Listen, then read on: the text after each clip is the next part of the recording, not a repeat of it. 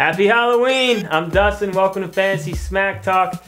Lot easier show for me this week. Last week was crazy with all the injuries, all that stuff going on. This week, not nearly as much going on, but I do have some guys to talk about. Let's talk about the must-adds in all leagues. And the first one, Jonathan Baldwin. Can't tell you how excited Brent is to see this guy playing well. He called me before the show to make sure I was going to talk about him. Young receiver, big receiver, talented. Chiefs offense has been looking a lot better lately. This guy, real deal. He could have a good second half.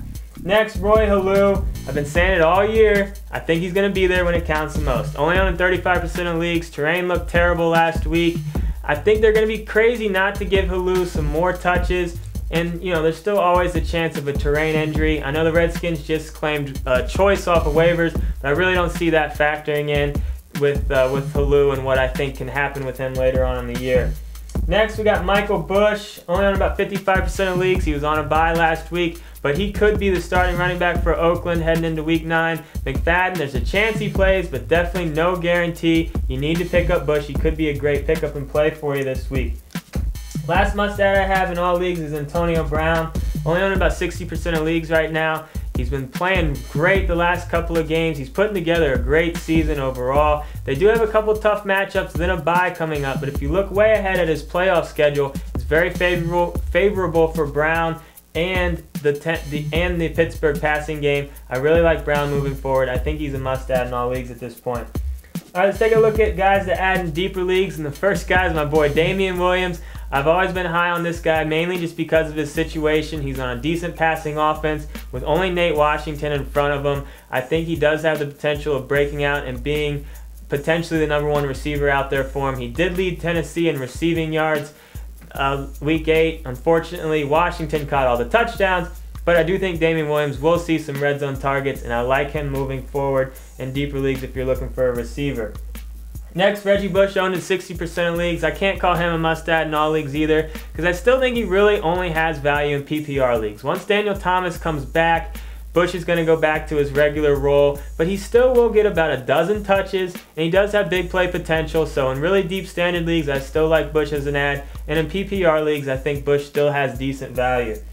Pick up and play defense for you, and that's Atlanta, only owning 20% of leagues. They're coming off a bye, so they're going to be fresh. They got the Colts. They should be able to force Painter to make some mistakes and probably keep them to a fairly low point total. I like Atlanta as a pick-up and play defense. My next quarterback I'm going to talk about is Curtis Painter. You know, I do think he is going to have a hard time against Atlanta, but thinking long-term in deeper leagues, 2 quarterback leagues, I think it's time to give Painter a little bit of a look because of his rushing yards. He had 80 rushing yards last week, which was pretty impressive. He has shown some signs of being able to scramble in prior games, but nothing like this. You know, if he can start averaging about 30 rushing yards or so, that's going to be a really nice bonus for you. I do think Painter is worth a look in deeper leagues and 2 quarterback leagues. Next, got a running back for you who is a guy who a lot of people are considering a must-add in all leagues at this point. I can't quite go there yet, but that's Ringer for Tennessee. You know, I just really have a hard time believing that if Chris Johnson is healthy, that he's going to lose his starting job. It is starting to go a little bit that direction. You know, Ringer did definitely outplay Chris Johnson, but you got to look at the situation of the game too. Tennessee played with the lead the entire game, so don't totally believe the shakeup of the carries. I do think Chris Johnson will go back to getting majority next week, but it is a scary situation. If you have a roster spot, I like the ad of picking up Ringer, but I wouldn't drop anyone good to get him. But Chris Johnson owners, you probably do want to start thinking about a handcuff. Next, Ben Obumano for Seattle. You know, Big Mike Williams out there hasn't been himself this year. He's been hurt. I think Obumano has earned himself some playing time. He's had decent games in 3 of his last 4. I think he could be a big part of that Seattle offense moving forward. He's worth a look in deeper leagues if you're looking for a wide receiver. And one guy to keep an eye on is Eddie Royal for Denver.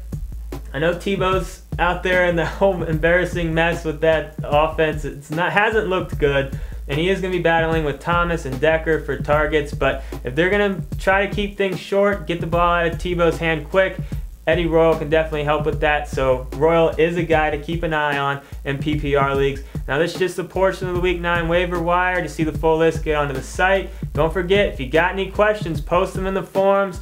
The whole FST crew is in there as much as we can, answering as many as we can. Good luck on the waiver wire. We'll see you later this week.